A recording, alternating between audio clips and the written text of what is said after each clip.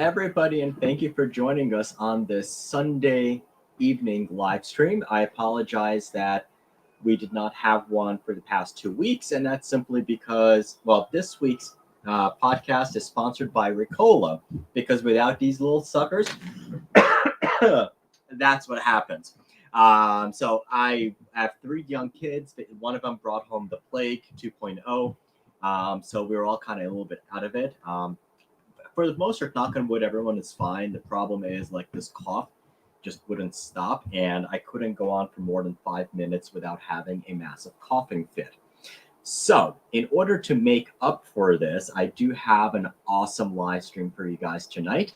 We're not going to have Aaron on, so we're not going to talk about the Church of Scientology, Mormons, Jews, and everybody else, but we are going to talk about guns. I know that was one of the comments, like, talk about the guns. So for this week, I decided to hit up a friend of mine, somebody I've been following, somebody you guys have been following for a couple of years now, and want to see, hey, Brandon, want to come on and talk about your gun? So for those not familiar, Brandon is the owner and founder of Senex Arms. We've been following his company for about 2 years now since we discovered him going to SHOT Show. And one of the things that really caught people's attention was he is the man of the people, the gun people, and he has an awesome story. So we're going to talk to Brandon, ask him about his firearm, what the status of it is, his goals for this upcoming SHOT Show, and we're going to, more importantly, I want to know about his story and kind of why he got started and with the crazy dream of deciding to be your own manufacturer, which just sounds a little bit crazy. So if you want to help support the channel, we are streaming to Facebook, YouTube, Twitter, Rumble, Odyssey, and I'm going to try to get comments from those. So on my end, I do see the comments from YouTube and Facebook, and I'm manually going to check on the comments from the other platforms. So if I don't get to it immediately, I will try. If you have, so we're kind of going to go through the questions and some of the topics we discussed with Brandon initially, and then we're going to open it up to all the questions. If you want to make sure that your question gets answered and you want to help support your channel, if you're on YouTube, like right about that corner, there is a super thanks and super chat. Do show your support, and that definitely all goes towards the channel, especially the big builds we're going to have this coming show season. And if you want to support it even more, we have some super awesome patches. Give me 1 second.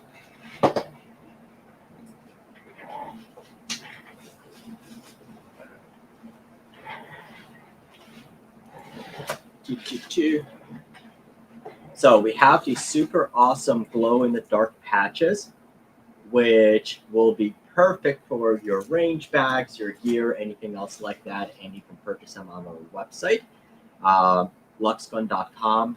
That is a site that we started, so we're going to have we have our patches. We're finally here. They do glow in the dark, which is super awesome. We have stickers on there, and if you're looking for a shooting tripod, we do have a couple of open box specials on Sunray Photo shooting tripods, which are fantastic. And all of that goes towards supporting the channel. So definitely appreciate that. And I am my own sponsor of today's podcast. So thank you, everybody. All right. So, and final word of caution and note, if for some reason this does get caught, we are in the middle of like a big barreling storm that's coming up the coast. It is possible, if I hear my sump pump running really, really much, I did try to clean up as much as I can. 5 months ago this summer, we got flooded 3 feet in this basement. So basically it covered the table that we're sitting on right now. So it got me a little bit anxious. So we're supposed to get 2 to 3 inches of rain, which should be fine. But just in case, it might get a little bit more. So if you're panicking, you'll hear that. All right, so let's get started with this one. I'm going to bring on Brandon. Hello, my friend. Hey, man, how's it going? Good to see you. Not too. So it feels like I just saw you yesterday, and that's because I did just see you yesterday. A little bit of a deja vu going on, yeah? A little bit. Well, so it's interesting. So like Brandon has not been on any podcast. So I'm like, hey, you know what? Let's get together today. We were originally planning, I guess, with your schedule. you weren't able to do our Sunday night. So I'm like, okay, let's do it Saturday night. And Saturday night's approaching. I'm like, okay, my throat, like I still don't feel 100%, but because it's your first live stream, I'm like, let's get together anyway and just test out your audio, kind of go over the ground rules so we don't get deleted off of these platforms. And actually, it just turned out to be a really, really good conversation. And we had a nice, intimate conversation with the channel members. So that was awesome. We went over all of these things, and then we had channel members come on, and that was awesome. Yeah, it was a good time. I enjoyed it. Awesome.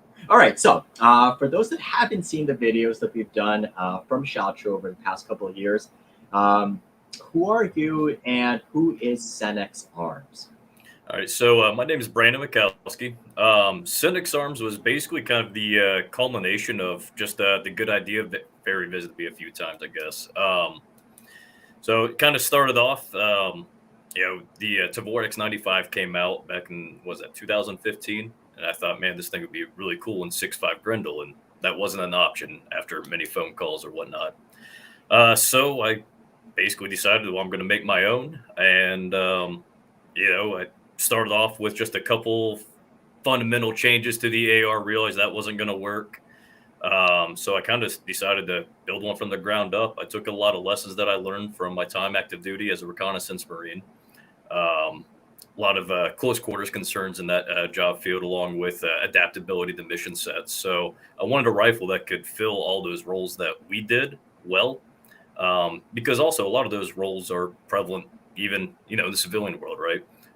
Caliber changes if you're a hunter, going from one game to another, so long as it fits inside the rifle, you're good to go in a matter of a minute. So, and also being, a single father, right?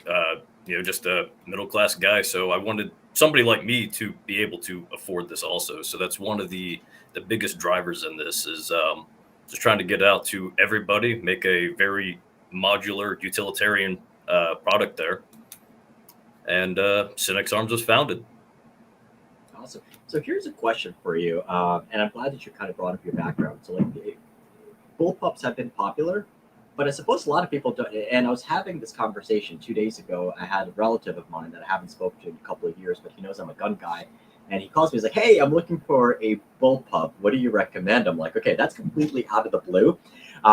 So talk about why bullpups, because I guess people know, okay, bullpup is shorter, and so when I think of bullpups, I think of two things. Number one, it's a shorter package, and number two, it's a shitty trigger.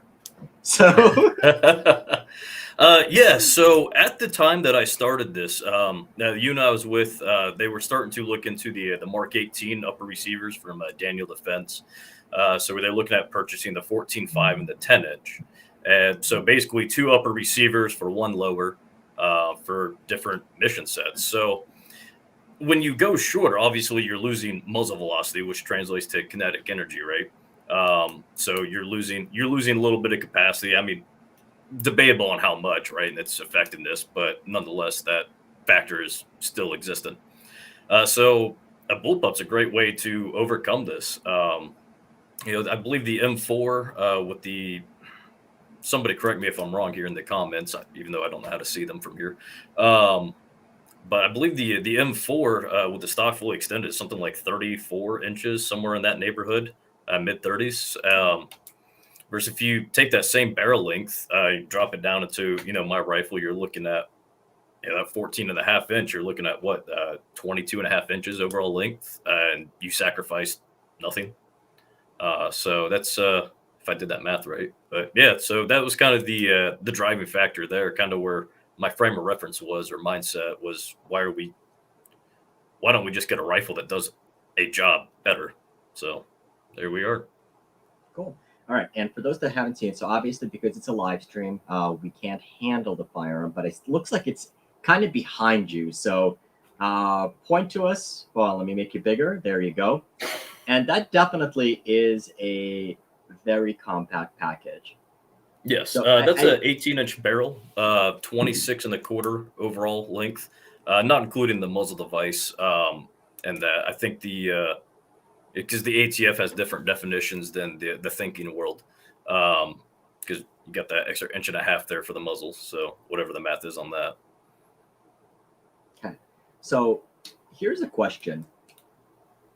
Obviously, something like it's like you go into a local FFL, you go to a local dealer, and it's not uncommon that somebody's going to give you the story that says, "Oh, hey, you know what? Like, I absolutely like I opened up an FFL because I was a fan of guns and I want to save a little bit of money on guns, so I decided to open up an FFL, and here we are. I'm running a store."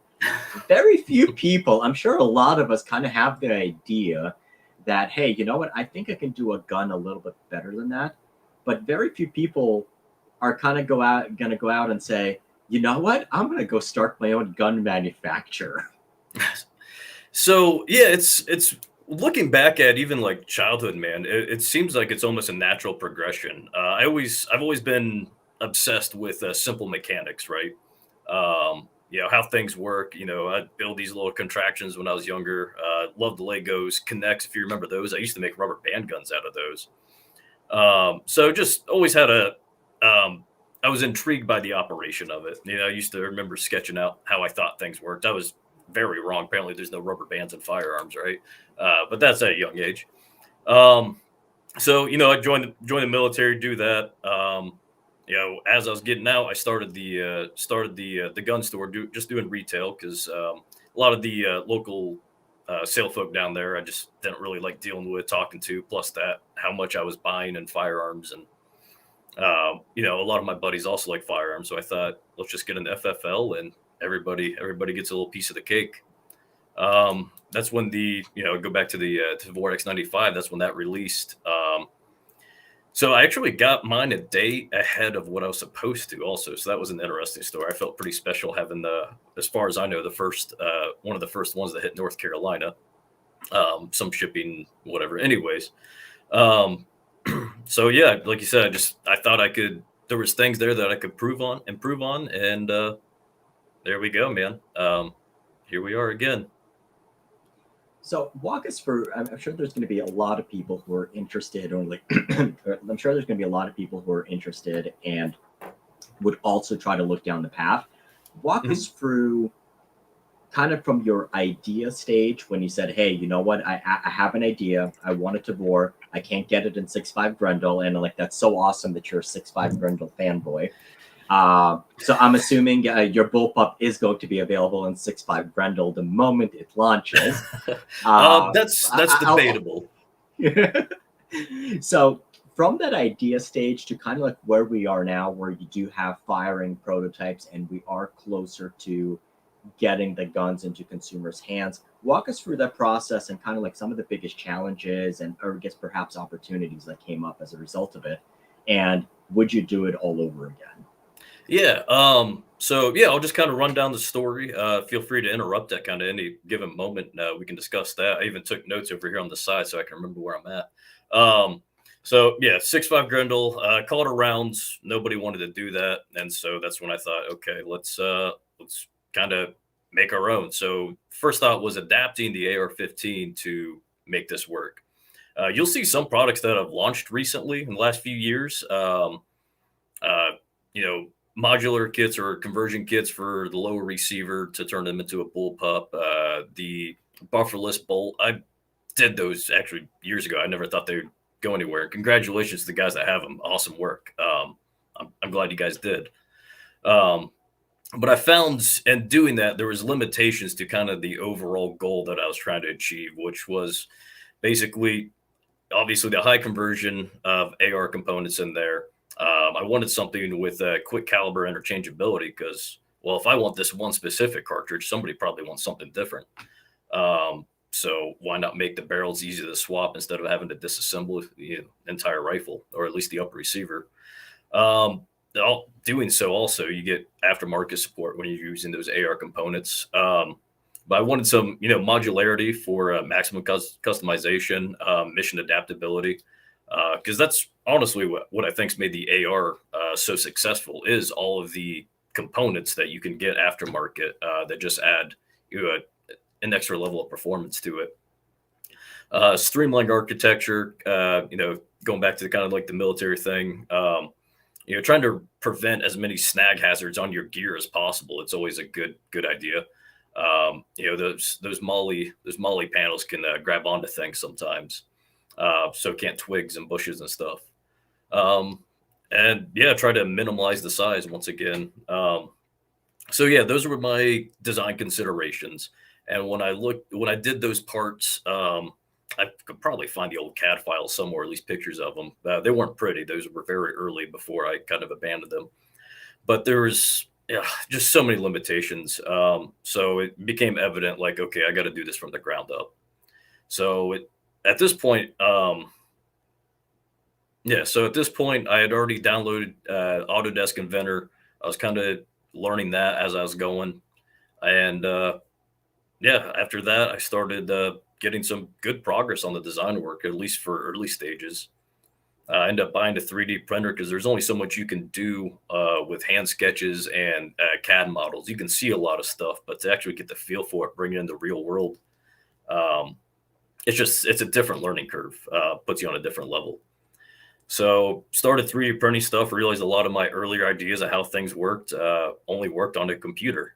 So that was a blessing in disguise. And for anybody looking to develop any product in the physical world, a 3D printer, they're so cheap now. I was an early adopter for these things, so I paid out the nose for it. But it's, 8 years, 9 years later, and it's still running like a champ. But yeah, so it doesn't just come overnight. You're sitting there. Design is nothing more than a problem or a thing of identifying problems and solving problems. It's just a constant loop. The whole design process, product development process is nothing but a constant loop. You're always going back to the drawing board for something. But yeah, so once I had things 3D printed, proof of concepts that I was happy with, I started reaching out to machine shops, to fire manufacturers, just manufacturers in general, engineering firms. I said, hey, I have this idea. I have some level of proof of concept. What do you guys think? Well, if I even got a response, it was just often no, or hey, we tried, it doesn't work, save yourself the time, or that's not marketable, or some variation of those. But that was of the very, very few responses I'd get. Don't you love how supportive the gun industry is? Man, I've learned through this endeavor that when you have an idea, you're excited about it, right? You want to tell other people. And it's very hard for people to conceptualize it, especially if you bring it up to people that care about you and love you. They don't want to see you get hurt by failing. I think there's this misconception that failing's bad. It's not. It's fantastic. I can't tell you how many times I failed along this project, how many more times I'm going to fail along this, and it's part of the learning curve. Failure is a beautiful thing if you have just a slightly optimistic mindset. But yeah, don't get discouraged about it, man. It's easy to do it. I found myself getting discouraged a couple times, but I realized that I've started to develop a pretty big why as the why this was important to me, not just to do the thing. Obviously, realizing the dream is huge, right?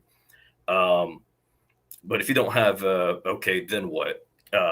Why? Then it's kind of a moot point even then, in my opinion. So as I started to kind of mature through this, and thank God it's taken me this long to do it, to be honest, because there's been a lot of personal growth that has happened within. So I'm actually very thankful for that. I know a lot of people want things to happen overnight.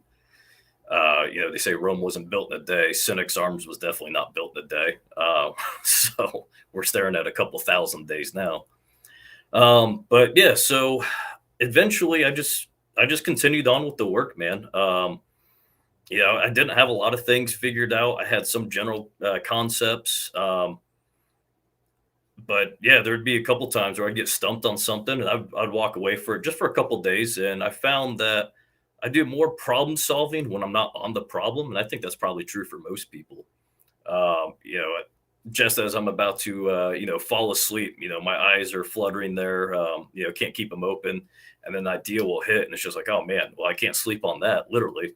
So I get up, I'll either, write down the idea in as much detail as I can or sketch it. it probably wouldn't be coherent to anybody else, the notes that I would take, but I've filled up probably 50 or more notepads at this point with just babblings at 2 or 3 a.m. when I woke up. And there would be some times where I developed the idea enough at that point, and I was motivated enough, I just wouldn't sleep, and I would get the CAD work done, go to work, come home, and I would just do it again, man. It's you got to have that kind of understanding going into a big project like this. It's not just 9 to 5. I mean, you're on call, man. So whenever you got an idea that comes to you, you got to understand that you are the master of your own fate.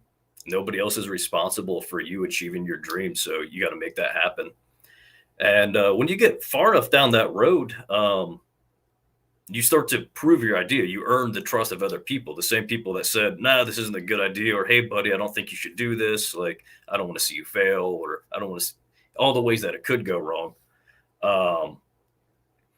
It's just you gotta prepare yourself for that. But you'll earn their trust if you continually put out the effort. And I believe I have earned the trust of a lot of folk. I try to present myself as a trustworthy fella.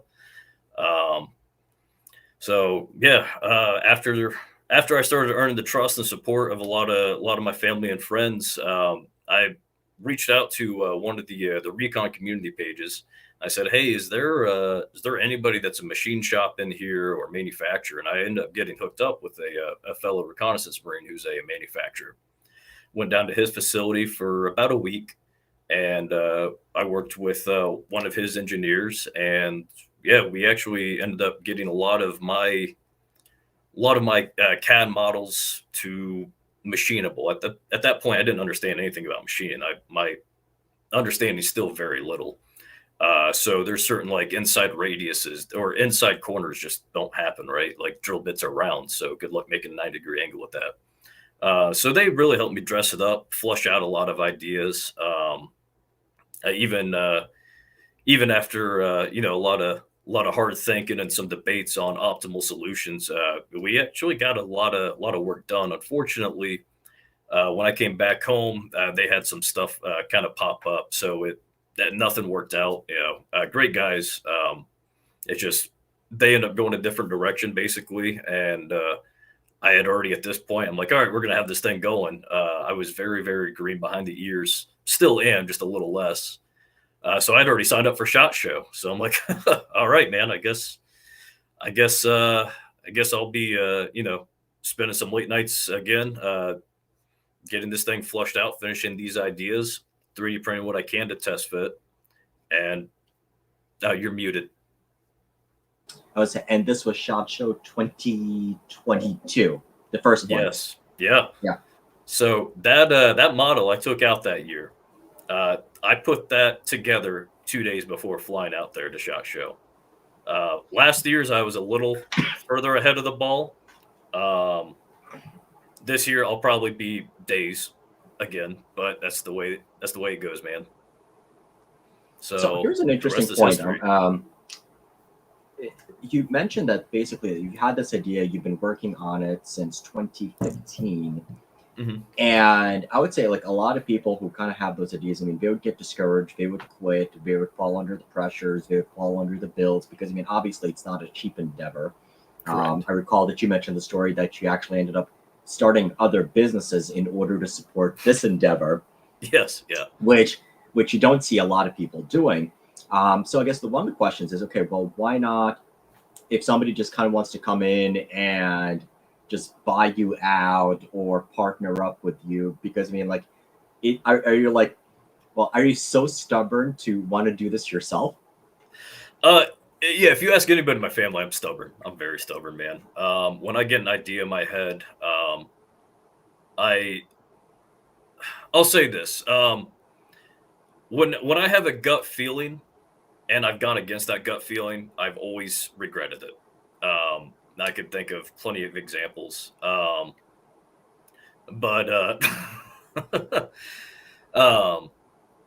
I was reading the comments there. I appreciate it, Michael. And we will get to all those comments. Yeah. Sorry. I should probably close that because it catches my eye here and there. Sorry, guys. I want to see what you guys are going to say.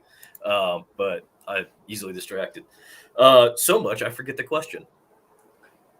Are you so stubborn not to bring on other partners? Oh, yeah, I'm not opposed to it. There's been actually I was approached very recently. Or I guess, sorry, It's or kind of like, sorry, if I'm gonna, you can refine the question a little bit. I'm not saying that yeah. necessarily that you're stubborn, but I would say most people who have gone 8 years into making a project within the firearms industry, Mhm. either it's a smaller project and they've already been able to accomplish it, or they quit, or they're basically forced to bring in outside investors or basically sell out for idea. And I mean, I guess I would say right now you do have a gun which is firing. The idea is ironed out, you know exactly what it needs to be. Mhm. Um, that if somebody just basically comes in and says, hey, yeah, you know what, Brandon, we love this. How big of a check do we need to cut you out? Yeah. So at this point, man, it's because you're not buying me a check. I wouldn't be taking a check for the product, right? I'd be taking a check for basically uh, giving up on my dream and my passion and my future in that. And I don't think there's a check big enough for that. That would be what somebody else would consider a reasonable offer. Not to say there's not a number out there. Everybody's got their number. Don't fool yourself, right? But that's when you kind of got to. I mentioned your why beforehand. What is your why? And if that buyout achieves your why and improves your quality of life, then absolutely. And one of the things I kind of actually, if you don't mind, the why that I have, because I think it's important. Everybody has one, and I'd like to share mine if that's fine with you. But basically, Absolutely. Absolutely. I'm a very much a family man, very family oriented, friends as well. There's a lot of people that I love that love me. I enjoy the company of people that have made me better, and I want to at some point in my life, right? Uh, bring all those people in my life, not my funeral, right? Bring all those people together, just have them under one roof, enjoy their company all together. And as goofy as that might sound, man, that's a that is the dream that has been driving me to completion on this. I have friends across state lines, family across state lines, and it'd be very, very huge to me to be able to do that. And I think doing this project and facilitating the way for everybody to gather under one roof, make sure everybody's fed. Um, don't have to worry about, oh man, I can't get, I don't have any more paid vacation left or the travel's expensive. Like, don't, it's not a problem. Let's just do this, right? Like that's my why, man. As goofy as it sounds. Yeah, I think you're muted. So yeah, I keep myself muted. I don't want to cough in the microphone. Oh yeah, well, Um, there you go.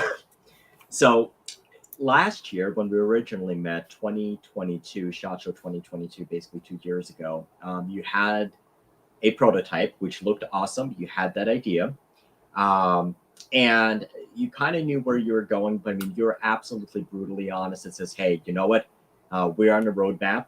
Possibly, some would argue that perhaps you were a little bit too early to SHOT Show, but I would say, you know what? It gave a chance for industry people to kind of reaffirm whether you're going down the right path or not. Then last year, well, I guess earlier this year, January of this year, you had something that almost basically looked like it was ready to fire, ready to go. And then you posted some videos a couple of months later that basically said, "Hey, just FYI, I didn't, I didn't commit suicide, but I am going to go shoot my own gun." And by the time that we were putting the video out, and I promise you guys, so I do apologize. The 2023, I absolutely took it easy with all the stuff that was happening. So it was low effort content, and that's part of the reason why Brandon's video came. I would say, what is it? About 8 months. No, it wasn't 8 months. It was like about 5 months after we actually filmed it, and that's why you have a Palmetto State Armory almost a year after we filmed it. But hey, got 100,000 views, so that's awesome. But I digress. So we've had the process. The gun has been firing. where are we with the gun right now?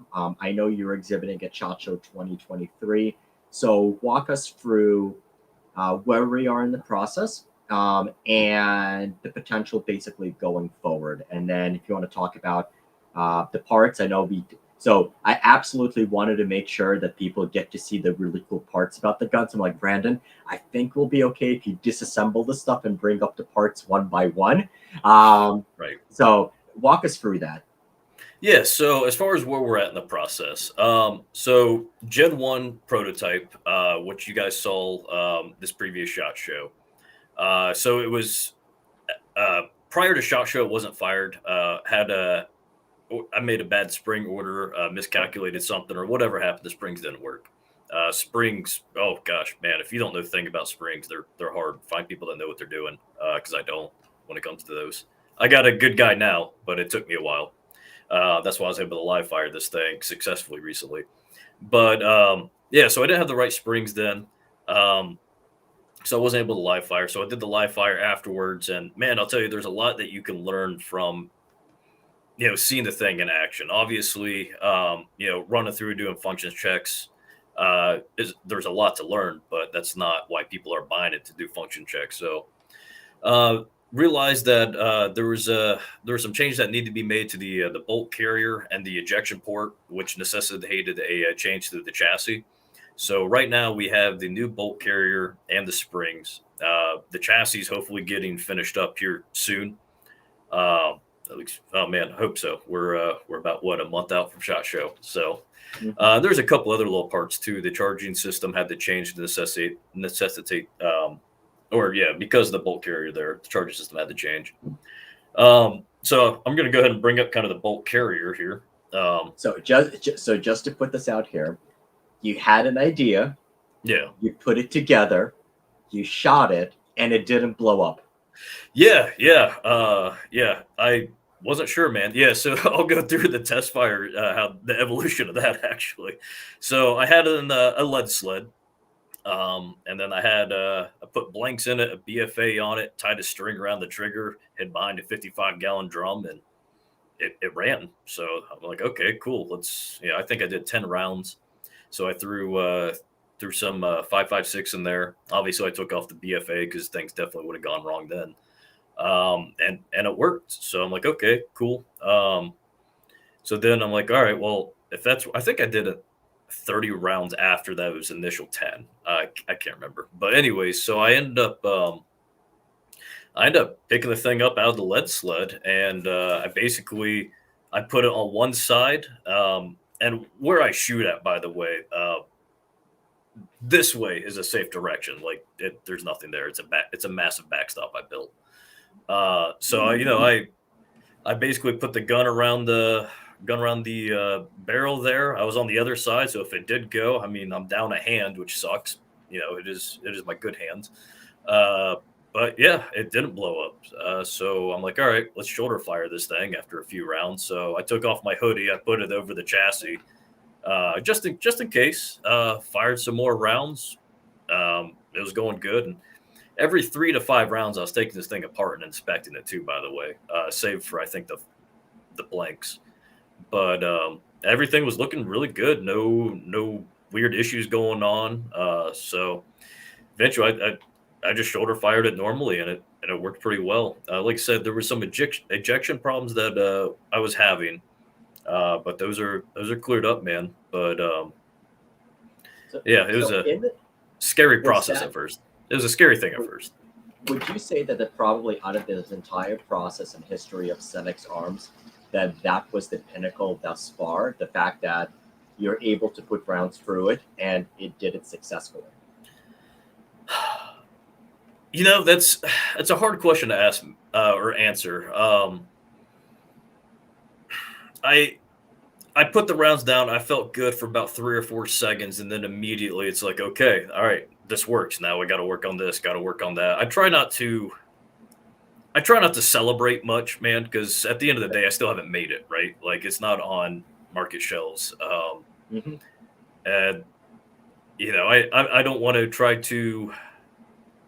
I have no ego to worry about, right? Like try to be a humble fellow every once in a while. Who knows? It gets the best of you. But yeah, the celebration was very, very short lived. I'm like, sweet, first round. I'll tell you, I was more excited when I assembled that before SHOT Show. Okay. Um, yeah, You know what? That's definitely another sense of accomplishment because I mean, here you are at the biggest firearms convention or expo in the entire world. So I mean, people don't realize this, but SHOT Show, like, is the SEMA. I mean, it is this Consumer Electronics Show. I mean, it's that big of an event, and there you are with the real people, like with the real companies yeah. and the real booths. You have your own booth, you have your gun up there, and like, oh crap, I'm here. I'll tell you, man.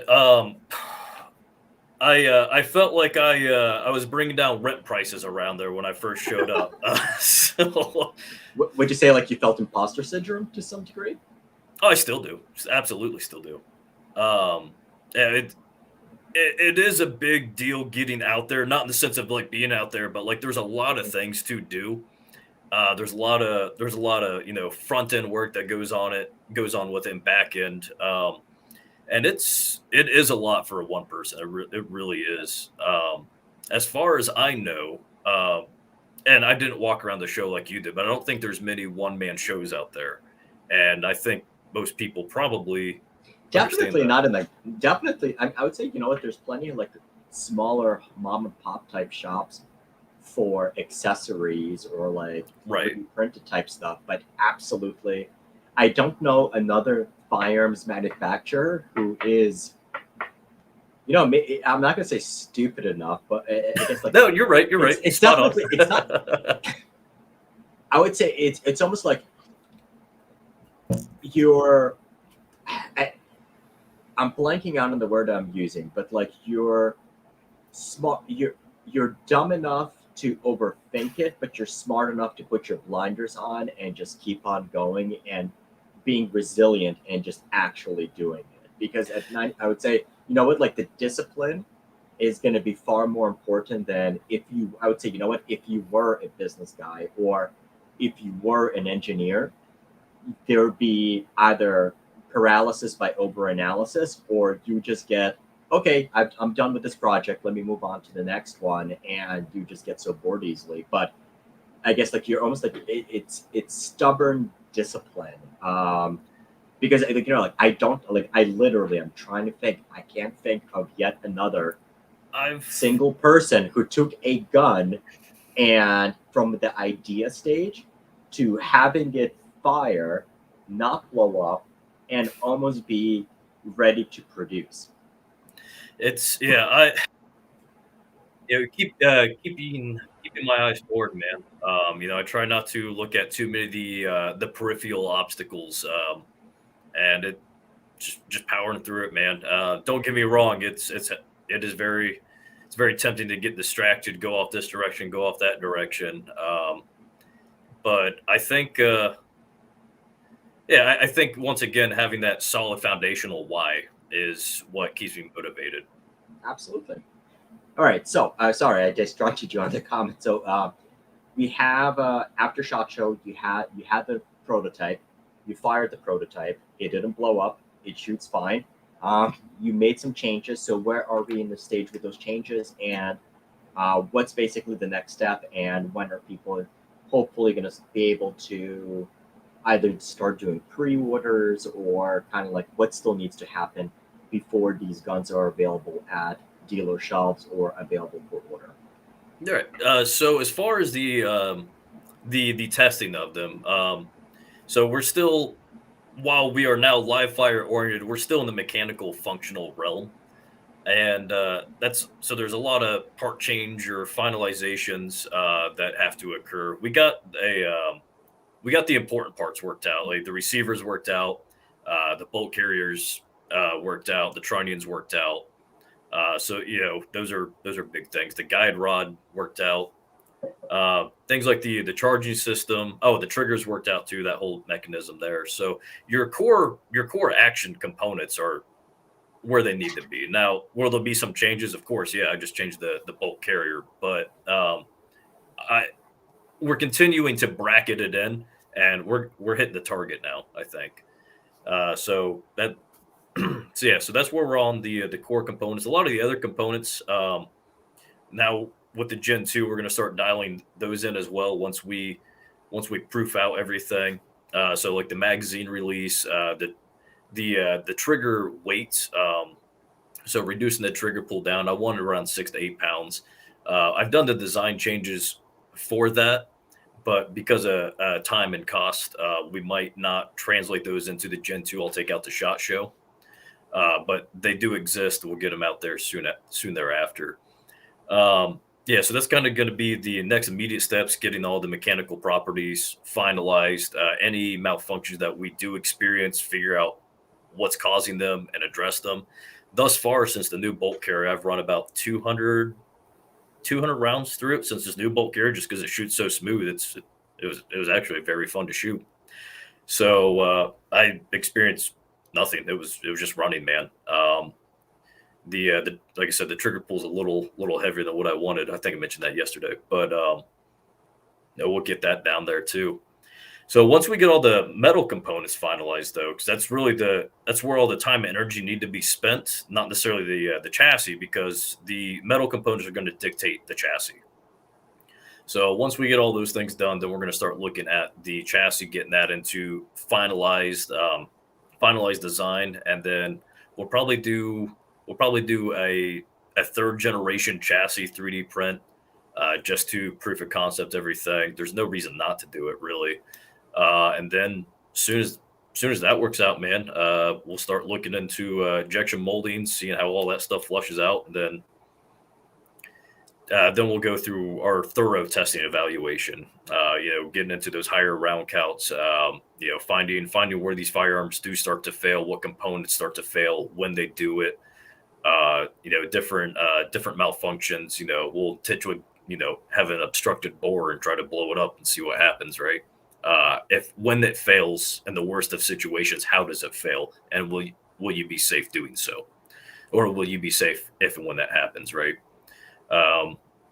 Luckily, the engineer I have been working with on this, he's very experienced in this. He's actually been in the firearm industry for quite a while now, so he's the guy. I do kind of like the core designs. And then he takes it, he'll finesse it.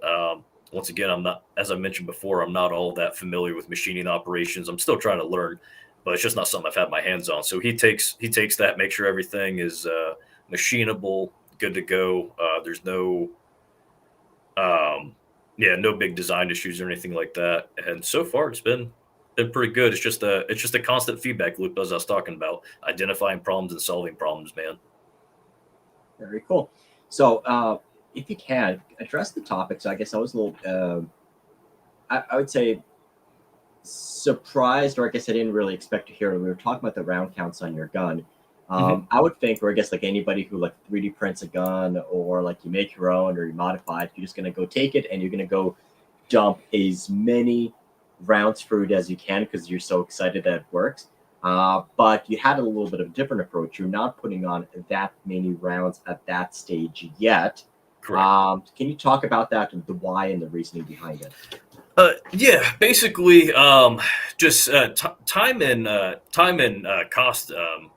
If I know something needs to change, if I know the bolt carrier isn't what it should be, I need to change it. I don't want to spend the extra time and the ammo cost continuing to beat up a bolt carrier that needs to change, or another part in the firearm that needs to change. So as soon as we identify the whatever issues we need to, we try to make those changes quickly, get them in there, and then continue to run. So it's a much slower approach, I'm sure, but I also have a much smaller budget than pretty much every other firearm manufacturer. So there's that. On top of funding this, I do have regular bills, and I'm a security guard by day, man. So it's not like I'm bringing in the bank. There we go. All right. So walk us through, for those people who haven't seen your video, so you can handle the one behind you. You can point to it. And then kind of walk us through like some of the major features of it. And then if you want to bring up the individual components, go right ahead. Oh, yeah. So I would say probably I'm sure people have varying opinions on it, but yeah, I would say the most notable thing about this is the caliber interchangeability. The ability to not even just quick, but quick. I mean, less than a minute, you're shooting a different caliber. In less than 15 seconds, you can have the barrel out itself. The rest of that minute is just changing out the bolt carrier. Um, but the way I'm able to do that is so normal AR-15 barrels is just an 18-inch. Um, Nothing special about it. You'll see here. This is just the barrel nut I designed. It's two pieces. So you got this that comes over the back, the inside. Uh, it's got the indexing location on that, and then you just got the castle nut that fits on right in there. See, I've loosened it up. So there we go. I'll even take it off. That's all it is. Just comes out right there. Then you'll notice here, it's just got a simple cam lock. So I had a couple people at SHOT Show say, "Oh man, I don't know if I trust that," but that's literally how the Tavor and several other rifles hold their barrel in. So it works, man. I don't have any issues with it.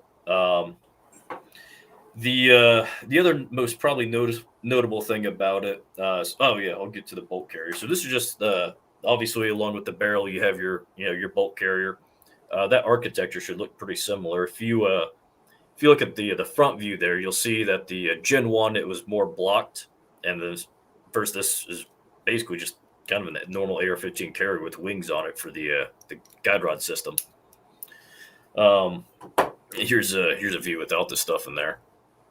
But so that pops right out the back real simply. Just open the butt plate, run your charging handle back, and that will come out.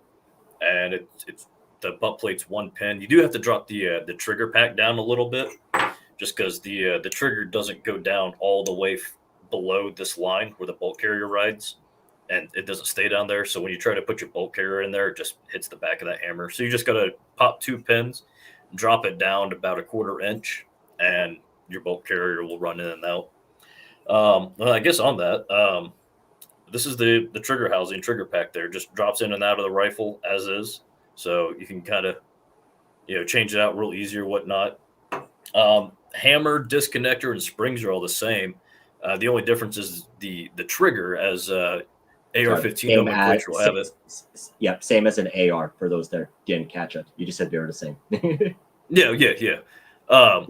So the only difference is this should look familiar. We're just referring to this as the sear in this, just because it functions as a sear. But this is all the geometries are the same there. We just removed the trigger bow and added our extension over there. Now it hooks up to the linkage, and that's really it, man.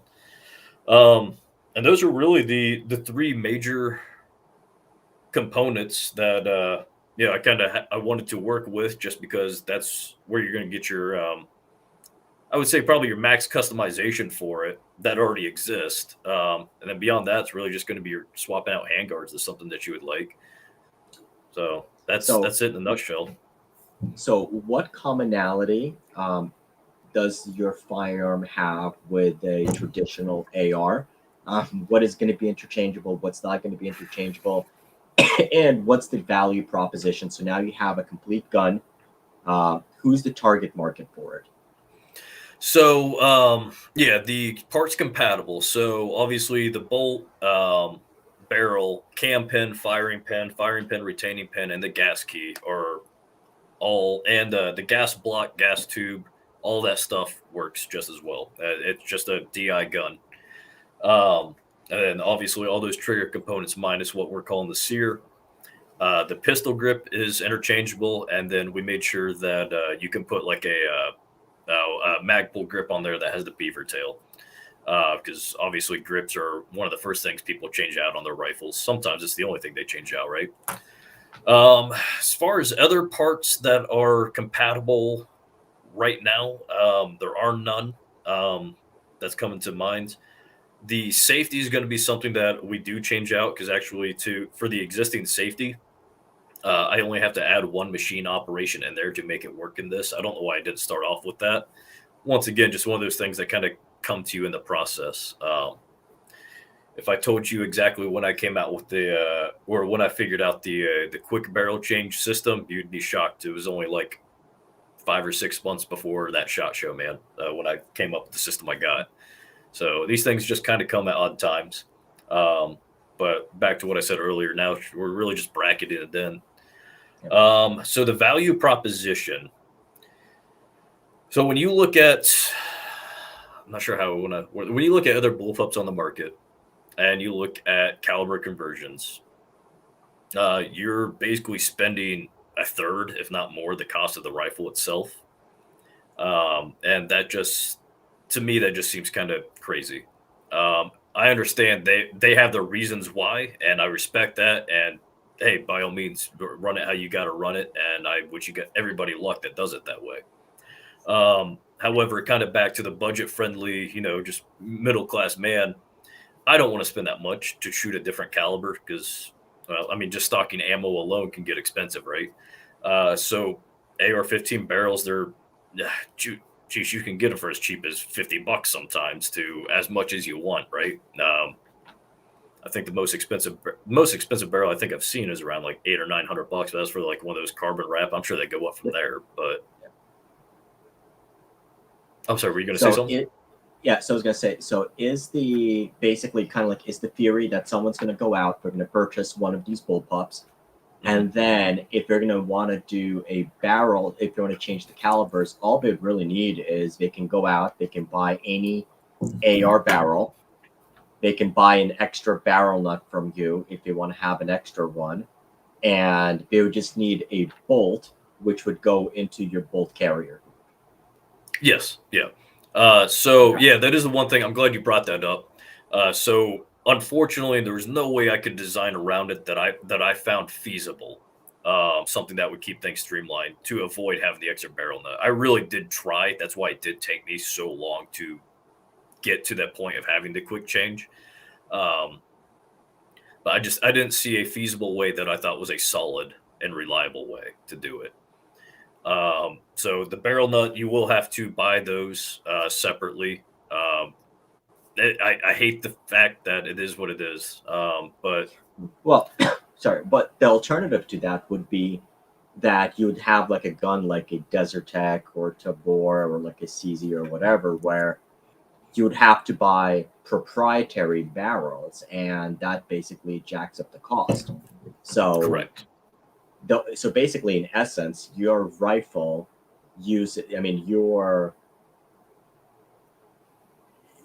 your recipe is that barrel nut system, which adapts the AR and truly makes it quick change.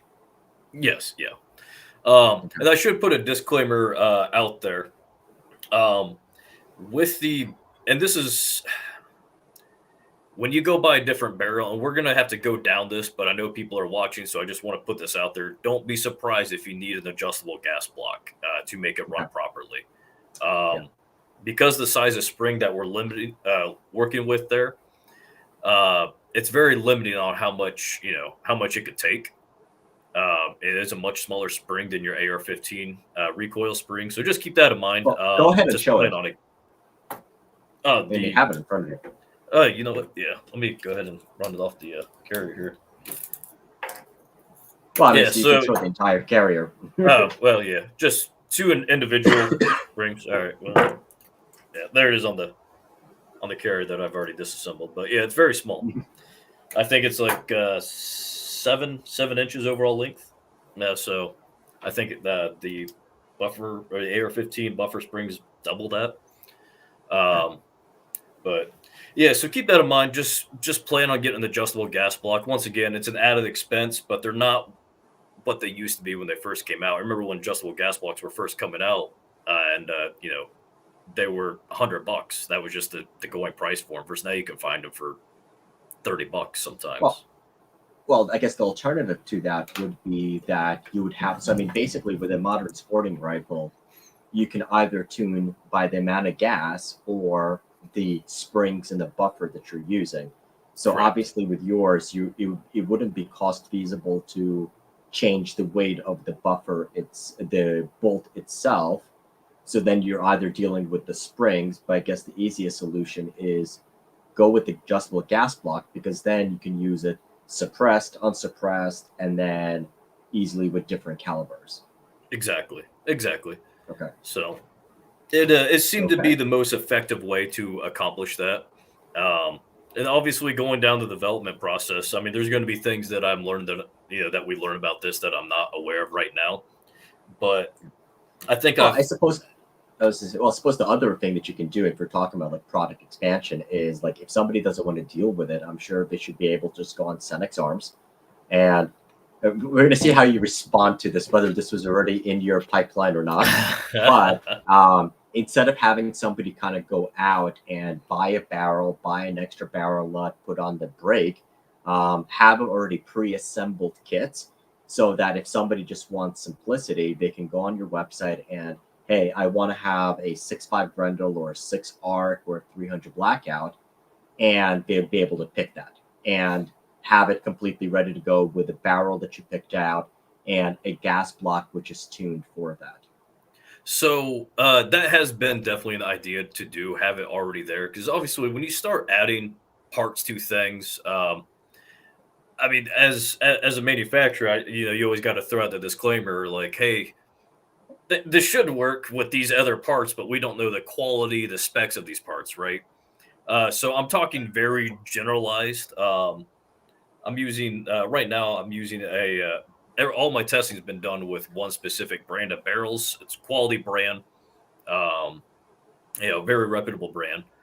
Um, but you might not throw that brand in there. So that is a disclaimer that I probably need to throw out there is, hey, what barrels these have been tested with, and how we go about getting more barrels in there, whether it's just, I don't know. Well, that's a problem for future branded, but we'll get there.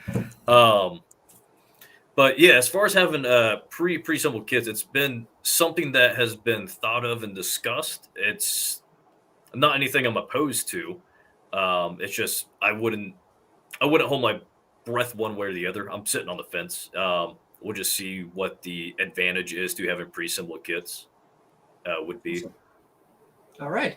So I guess one question that I had to write it down because I don't think in the entire 2 years I've known you I've actually asked you this. What does Senex Arms mean? I am glad you asked. I am actually very glad you asked because I get a lot of folks. So from Latin and Greek loose translations, it just means wise old man. I'm neither wise nor old, so that's not why I used it. I consider myself to be, I want to say a historian, but I spent a lot of time reading about certain periods in history, and one of them being the Revolutionary War. Um, Senex was the pen name of Patrick Henry. He was an anti-federalist. He was very much the small, limited government-minded guy, and especially when you see how things kind of move, I've grown to appreciate that. And it came as at the suggestion of a close friend of mine. He said, "Why don't you look at using a pen name from one of the founding fathers or something like that?" And I'm like, "That's a good idea." So I started looking down the list, and I found this. I started kind of researching him. I bought two books, Lion of Liberty and Champion of Liberty. I can't remember the authors now. And yeah, so it felt right, especially after reading those books. He held a lot of the same values that I do, and I think most people do. So it was a perfect fit, man. His pen name Sinex. He only used it once, and it was in a letter to John Adams, and John Adams was a big time Federalist at the time. But he basically said, "Hey, be wary of the big federal government. One day they'll resemble a monarchy and rule by decree, basically." And hey, there's something to be said about ruling by decree, right? Got executive orders and all that fun stuff.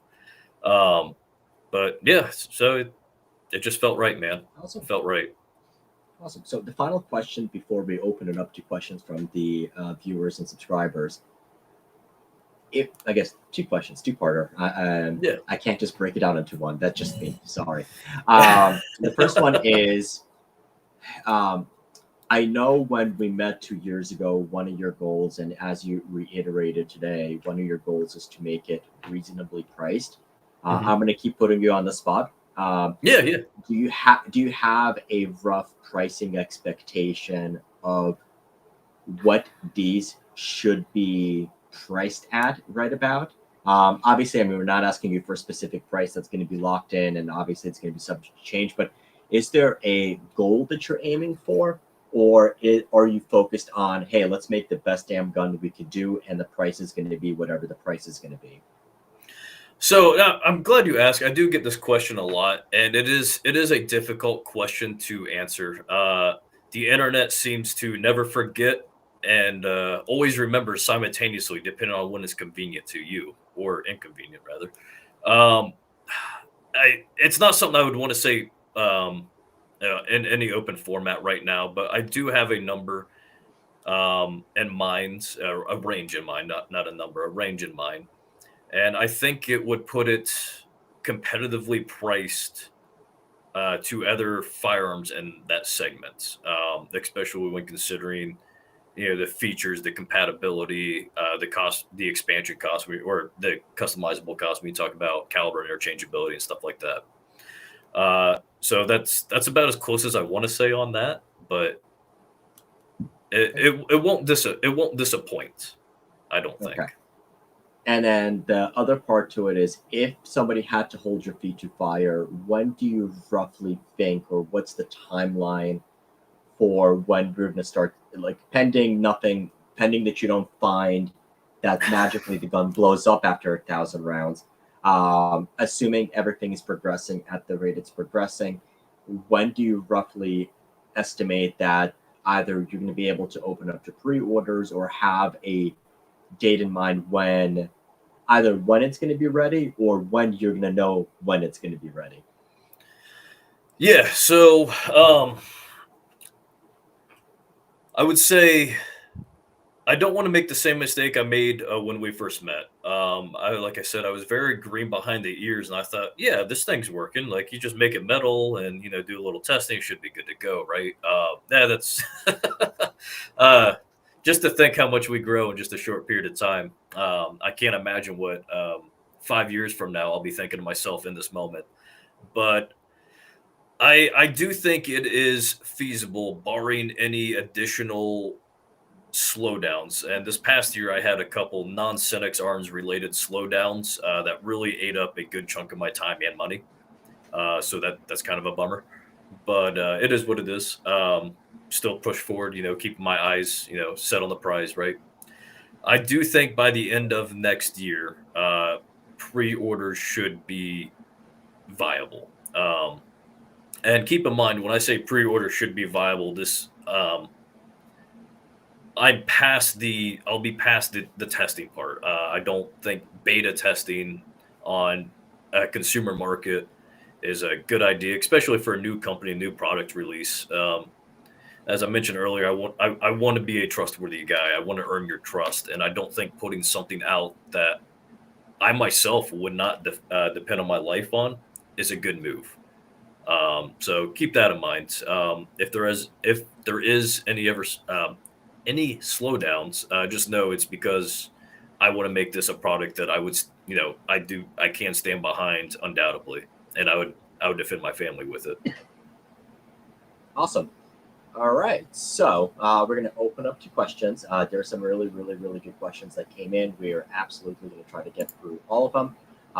Once again, this live stream, thank you, Brandon, for coming on. This live stream is sponsored by us.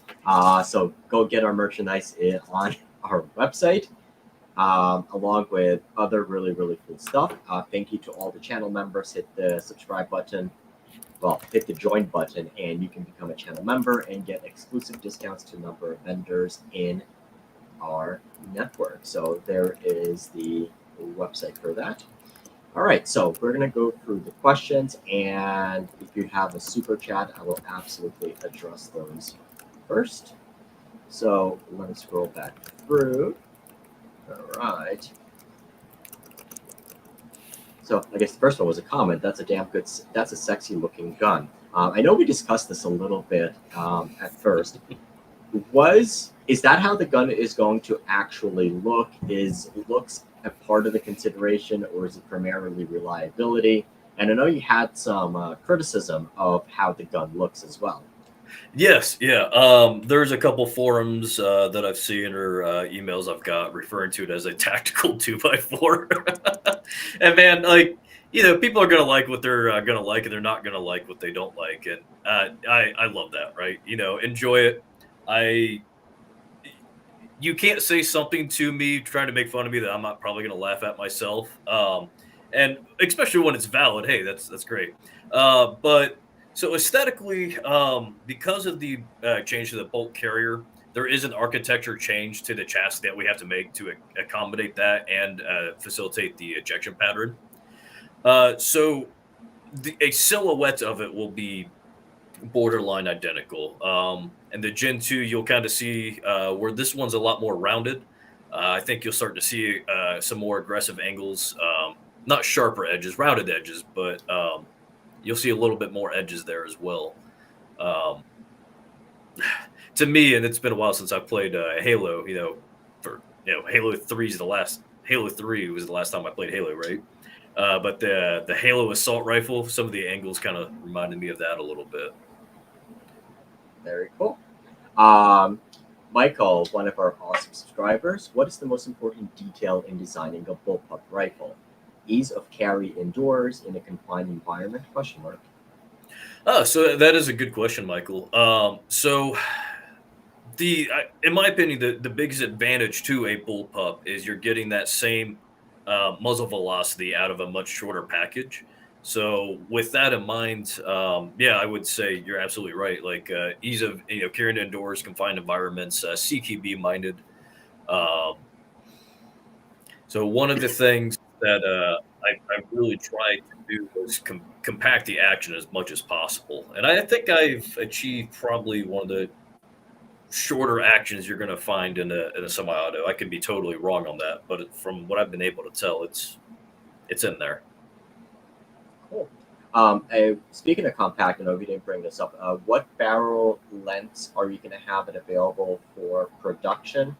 I guess in the beginning versus what people are going to be able to do later on. So the initial production, is probably just going to be simple, 18-inch 5.56, rifle length gas system and that will probably be that way for a minute. Um, there might because if I go to 16 inches, well, then it becomes a SBR. Not because the barrel is shorter, but the gun falls under that 26-inch overall length. There is an extended butt pad I had mentioned beforehand that I thought I might throw in there. We'll see how that flushes out. Um, but I would expect if that extended butt pad ends up being a thing, just included when you buy the gun, so you have the option, you can swap it out, which actually is a good thing to do the more I think about it, because where do you have your most barrel options or caliber options? That's 16 inches. So we might do 16 inches as well, now that I think about it. Okay.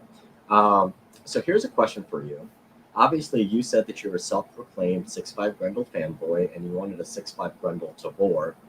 Yet, the guns you've been shooting are 223. Yeah. Yeah. Hypocrite. Yeah. Oh, yeah. Aren't we all? No, you're absolutely right.